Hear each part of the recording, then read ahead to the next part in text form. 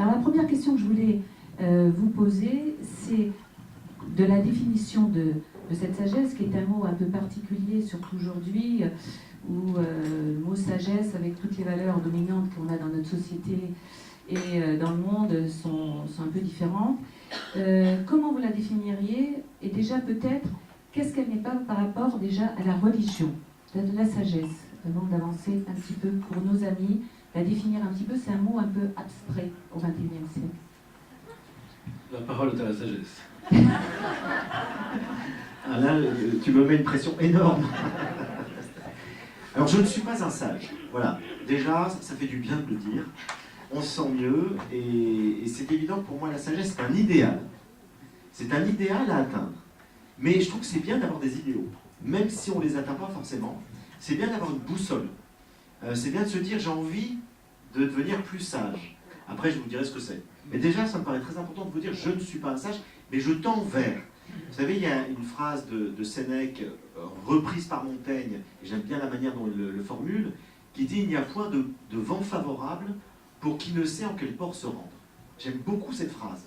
Parce qu'effectivement, on peut errer, et puis la vie peut nous amener dans des directions passionnantes, et on peut avoir des fois des objectifs, et se dire « J'aimerais atteindre cet objectif ».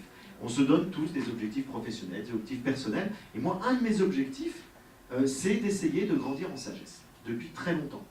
Je pense que ça a à voir avec la question du bonheur dont je parlais tout à l'heure, parce que la sagesse, la définition ancienne de la sagesse, c'est effectivement la recherche d'un bonheur profond, et d'un bonheur qui est lié à ce qu'on appelle plutôt une vie bonne, c'est-à-dire une vie selon le bien, dans lequel on intègre finalement le bien commun. La sagesse, c'est tout sauf le bonheur égoïste, consumériste d'aujourd'hui, c'est l'inverse de ça. C'est pas du tout essayer d'être le plus dans l'euphorie possible à titre personnel en me fichant du bien commun. La sagesse, c'est la recherche d'un bonheur profond et durable qui peut se partager, se vivre avec les autres et dans lequel on s'engage. Et donc pour les anciens, la sagesse, c'est, je dirais, pour sortir de la notion de bonheur, même si c'est lié à la notion du bonheur, c'est la recherche d'une vie bonne et c'est la recherche de comment est-ce que je peux être le meilleur être humain possible. Voilà. C'est la recherche d'une amélioration de notre humanité. Parce qu'on est tous pris par des tensions contradictoires. Il y a à l'intérieur de moi le pire des salauds, capable de tout, et puis il y a à l'intérieur de moi quelqu'un qui a des forces de bonté, qui a des forces d'intelligence et de lumière, et puis il y a ce combat. Et à l'intérieur de chacun d'entre nous, il y a ce combat. Vous connaissez ce petit conte amérindien, c'est un enfant qui voit son grand-père, et le grand-père lui dit « Tu as deux loups en toi. Il y a un loup noir, cruel, méchant, etc. Puis il y a un loup blanc très gentil, très sage. Lequel va gagner ?» Et le petit garçon, il ne sait pas. Le grand-père lui dit « Celui que tu nourris. » Et donc, si tu nourris la cruauté, l'avidité, le besoin de domination en toi, tu seras un être humain cruel, dominateur, tyrannique, etc. Si tu nourris la bonté, si tu nourris l'altruisme, si tu nourris la quête de savoir, de connaissance, eh ben, tu vas progresser là-dedans. Et donc, à un moment donné, il faut faire des choix. Et donc, la sagesse, c'est faire le choix d'être le meilleur être humain possible par rapport aux valeurs, évidemment, qu'on attribue à cette humanité idéale.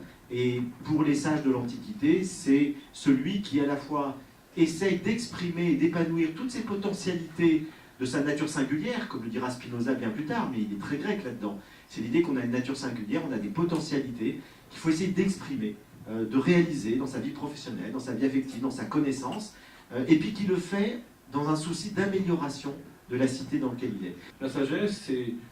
Alors, je dirais pas être aligné sur son désir, parce que c'est bizarre, c'est un peu prétentieux, c'est un peu arrogant. Voilà, mais en revanche, pas trop le trahir.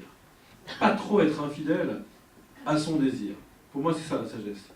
Comment es-tu sûr que ton désir est juste? Ben, alors ça, c'est une question... Oui. C'est la question, et c'est la question qu'on pourrait aussi poser à un spinoziste, parce qu'il dit... Oui. Mais d'ailleurs, je pense que tu pourras répondre, parce que là, tu m'interpelles, non, mais si je peux me permettre. Parce que... Je veux dire, le serial killer, il est fidèle à son désir en trucidant tout le monde. Voilà. Alors, oui, mais tu as raison, et peut-être que du coup, pour parler de cette sagesse, il faudrait concilier, pour éviter de tomber dans ce piège-là, une fidélité à son désir, et aussi peut-être le fait que ce désir me mette en joie. Alors tu vas me dire, le serial killer, ça le met en joie, Nous parlons de la sagesse ce soir. Frédéric. Ben, toi, ce que Lacan t'a apporté, tu devines, moi je l'ai trouvé chez Spinoza, effectivement, qui nous dit le désir est l'essence de l'homme, et c'est vraiment le moteur, c'est le carburant de notre vie. C'est-à-dire que si on n'a pas de désir, pourquoi on se lève le matin? La vie n'a aucun sens. Donc ce qui donne sens à notre vie, c'est notre désir. Et là, je suis tout à fait d'accord avec toi, il faut trouver quel est notre désir qui est lié à notre puissance vitale. C'est-à-dire, qu'est-ce qui nous permet de grandir? Puisque Spinoza fonde toute sa philosophie sur le conatus, c'est cet effort qu'on fait naturellement pour persévérer, pour grandir, et c'est ce qui nous met dans la joie.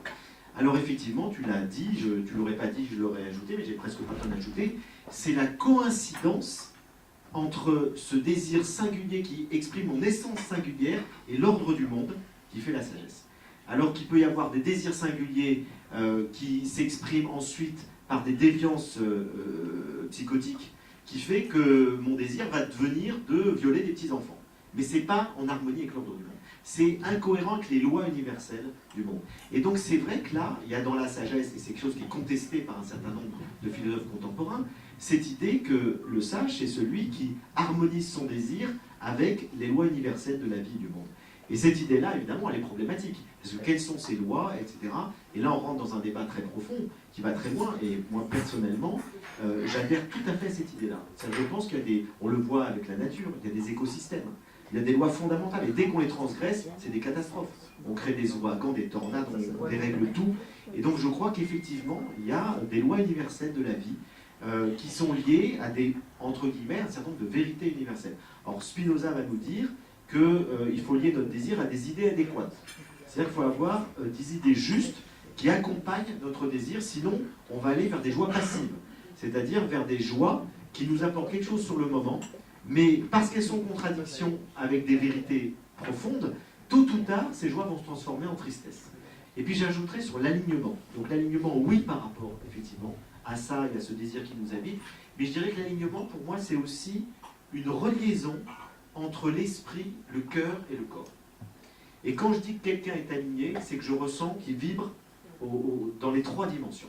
Et quand j'entends un intellectuel me faire une super théorie, mais qu'on sent qu'il n'est pas du tout dans le cœur, alors que c'est une théorie sur l'amour, par exemple, et que le corps dit l'inverse de ce qu'il dit dans sa tête, et on voit souvent ça, quelqu'un va vous parler de l'accueil, il parlera comme ça, donc on se dit, il n'est pas aligné. C'est-à-dire qu'il n'y a pas cet axe qui lui permet d'être, je dirais, en minimum de cohérence entre sa tête, son cœur et son corps. C'est pour ça que j'essaye, dans ma vie personnelle, de toujours relier les trois. Et de me dire si, d'ailleurs tu l'as très bien dit avec la maladie, lorsqu'on n'est pas du tout aligné, on tombe malade. Il y a un bon exemple de ce défaut d'alignement qu'on rencontre assez souvent, c'est la personne que vous ne connaissez pas et qui vous dit tout de suite que, bon, ok, elle peut être imparfaite, mais il y a vraiment un point où elle est très forte, c'est l'humilité. Des choses comme ça, mais ça arrive tout le temps en fait. Pourtant c'est une vertu que j'adore, parce que l'humilité ça veut dire être au service d'eux. Ouais, mais ça veut dire que voilà, si tu fais montre d'humilité, tu n'es pas humble. Tu n'es pas obligé de le dire de toute façon. Déjà. D'ailleurs c'est intéressant parce que c'est aussi, je pense, un point important sur ce que c'est que la sagesse. C'est aussi un rapport entre ce qui est dit et ce qui est tu. Parce que finalement, la sagesse, c'est plutôt de montrer des vertus en acte. Et du coup, il y a un soupçon assez rapide sur le fait de parler des vertus. D'une certaine manière, si on en parle, c'est qu'elles ne sont pas assez visibles.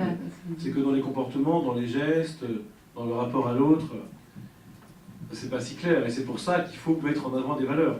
Et si tant d'entreprises mettent en avant des chartes de valeurs, c'est comme la preuve qu'elles les trahissent.